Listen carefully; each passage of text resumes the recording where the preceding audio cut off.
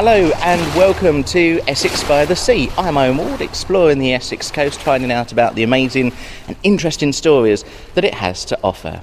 For this episode, as you can hear, it's a little bit echoey. It's because I'm standing in the middle of the London cruise terminal, and I'm reliably informed this is the old Tilbury Riverside railway station. Chris Coates is from Ambassador Cruise Lines. Chris, thanks ever so much for joining me. You are launching a brand new cruise line from Tilbury. Yes, Ambassador Cruise Line, a new British cruise line, the first cruise line to be launched since 2010 in the UK, and it's also the first post-pandemic new cruise line. We've chosen Tilbury as our home port.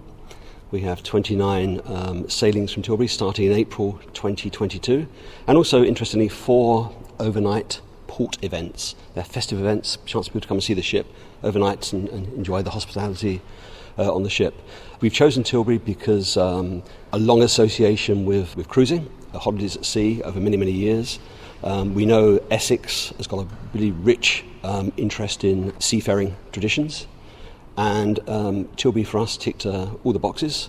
It's an iconic cruise terminal, as you can see, opened in 1929, I believe, by Ramsay MacDonald, previous British Prime Minister.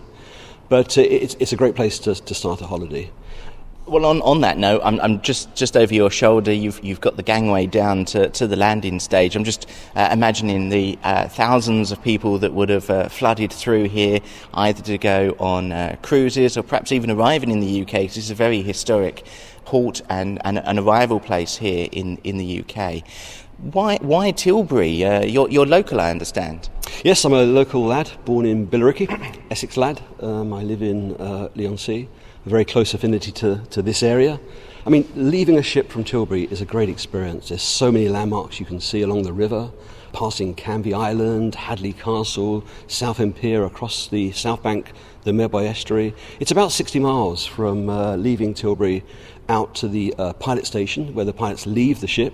There are 2, one off the Kent coast in Foreland, which is called North East Spit, and the other one is off the coast of Harwich, the Sunk, about a 5-hour transit for the ship. Then she's out onto the open sea. But lots of landmarks at the start of the holiday.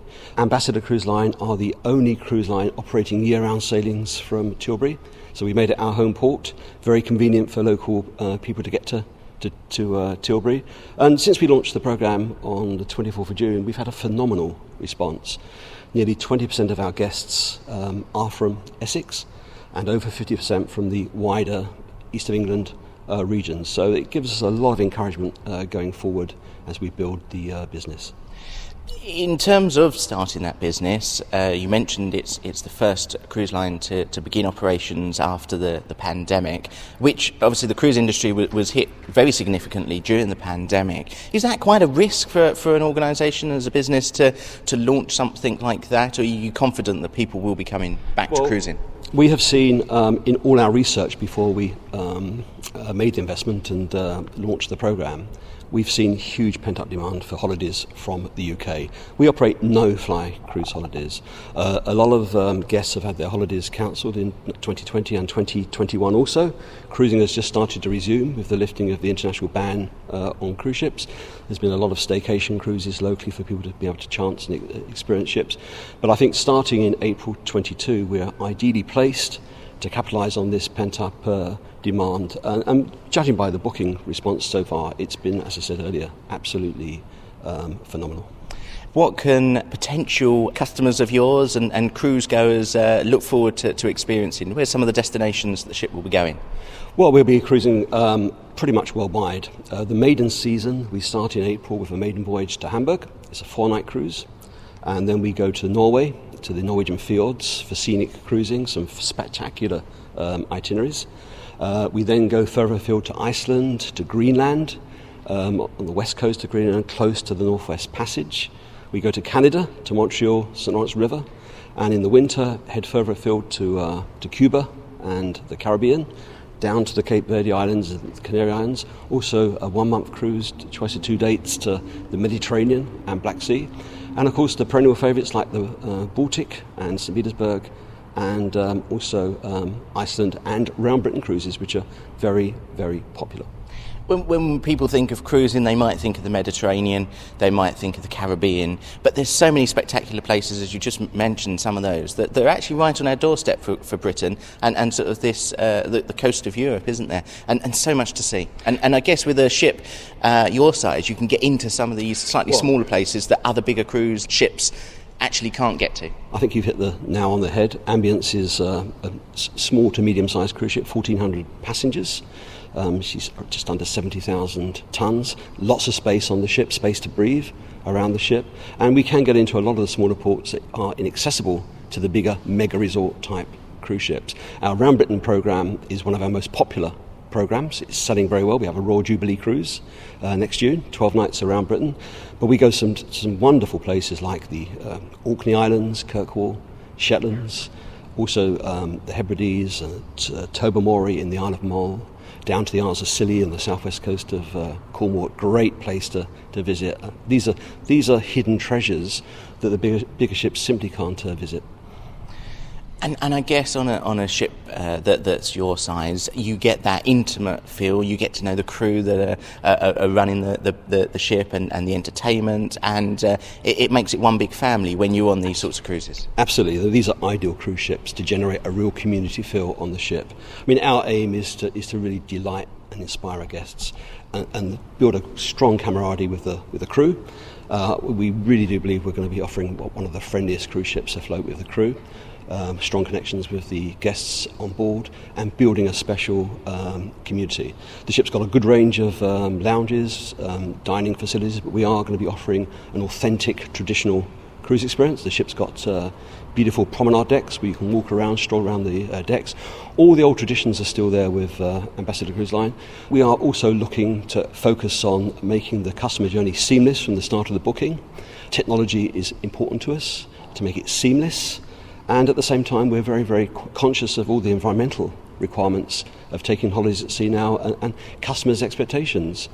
We are investing heavily in the ship's upgrade, the refit, end of this year into Q1 next year before we start service. Large investments are being made in making the ship, upgrading her to what's called Tier 3 compliance. These are International Maritime Organisation requirements for 2025. We'll be ready in 2022 at these levels. This is going to be one of the cleanest, if not the cleanest, cruise ship afloat, with upgraded engines, exhaust systems, and to reduce emissions. And we reckon by up to 70%. So we'll be fully compliant to cruise around the world on all these wonderful destinations. I noticed from your website you are advertising some that are sort of family friendly, but it's predominantly an adult cruising holiday that customers can expect. Yeah, I mean, we are targeting an adult focused 50 plus cruise market, more traditional market. However, this product is available to all age groups. We are offering two what we call multi-generational cruises where families can get together. They are 2 August holidays. One is a 7-night cruise to Norway and the other one is a 14-night cruise to the Baltic and St. Petersburg. Both selling extremely well at the moment in programme for next year. But it's a chance for families to get together, grandparents, parents and children, to do lots of interesting things on board. And research told us in the early stages of this project development that post-pandemic, more families are travelling more and more together this year, closer to home obviously in 21 and hopefully widening their horizons in 22. But judging by the bookings, we think it's very good to have these cruises into our programme, and August is obviously the ideal time to actually programme these cruises. People, when they're booking their holidays, may be concerned at the moment if situations were to change with coronavirus or anything else that might come around the corner. What reassurances can you give passengers in terms of if they were to book now and circumstances were to change? What reassurances would you say to them? Well, we have a flexi cancellation policy. We're also the cruise industry, for a start, has very high standards, probably the highest standards of any other form of holiday. Ambassador Cruise Line is no exception. We take safety and health protocols extremely seriously. We work in adherence to all the International Maritime Organisation regulations, working with the UK government task force about the implementation of all safety procedures. The ships are going to be very clean, very safe, and we have facilities in place to cover all eventualities. But April is obviously a long way off. We're still probably 10 months out. We'll see what happens, but at the moment everything is booking very well for us. But in all our planning, health and safety is at the foremost of our thought processes as we go forward. Looking at the itinerary that you've got lined up for the ship and cruise goers, is there one particular that you might find yourself going on for a holiday? I will definitely be on board next year, and certainly on the inaugural day on the 6th of April, talking to the guests as they arrive at Tilbury. I hope to be on the maiden voyage, if there's room. Space is very tight at the moment. There's such a wonderful selection, from short cruises of 1 week, 4 nights, right up to 42 nights, which is our longest voyage, the one that goes to Cuba and the West Indies. But there's so much choice. There really is so much choice. And that's why the programme, I think, is being so well received. Apart from being a local departure from Tilbury, and we are the only cruise line cruising out of Essex year-round. There are very few cruise lines turning passengers around in Tilbury. And when you consider the alternatives, you've got to drive to a south coast port, and there are some big benefits to cruise locally. And also, a high proportion of our sailings are eastbound into the Baltic, St. Petersburg, Norway, Iceland, and north into Greenland. Geographically, Tilbury is very well positioned to save cruising time. If you cruise from a southern port, you've got to come round the coast to start to get to those destinations. And of course, the Thames Transit is a very, very great experience at the start and also at the end of the holiday. And the Thames obviously is one of the most famous rivers in the world. A lot of people know the River Thames. And apart from the upper reaches of the Thames, the lower section from Tilbury to the estuary is still a very interesting transit. And I've been on ships before of cruising from Tilbury, and I've seen customers around the ship on the decks highlighting points of interest, where they're from, places they know, and it really is great to see.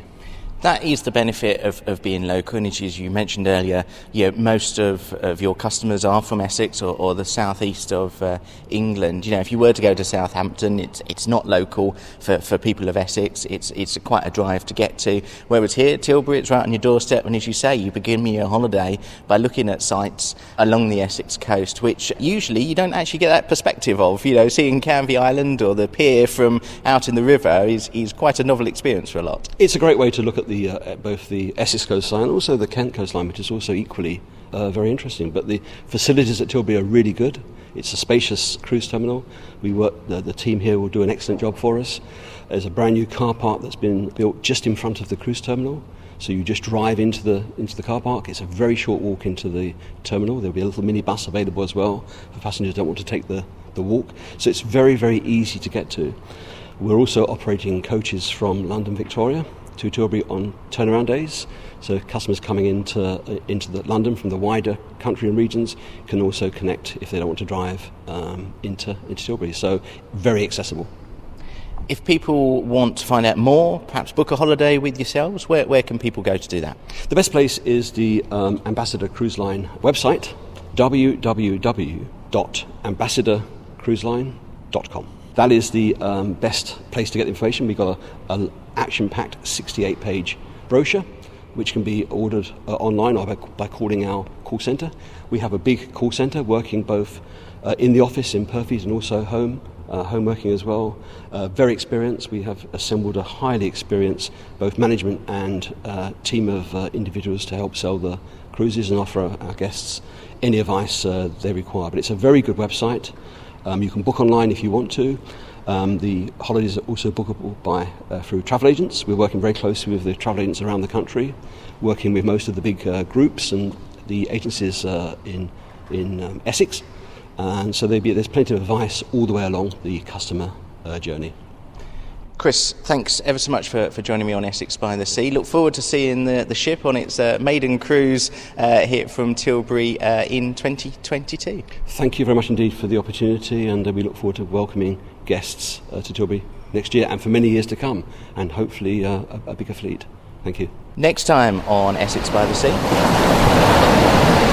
The Crow Stone is an 8-metre high obelisk that was erected in 1836 to 7, and It is to mark the eastern limit of the boundary of the City of London's jurisdiction over the River Thames. Well, don't forget you can subscribe to Essex by the Sea on social media. We're on Facebook, Twitter and Instagram.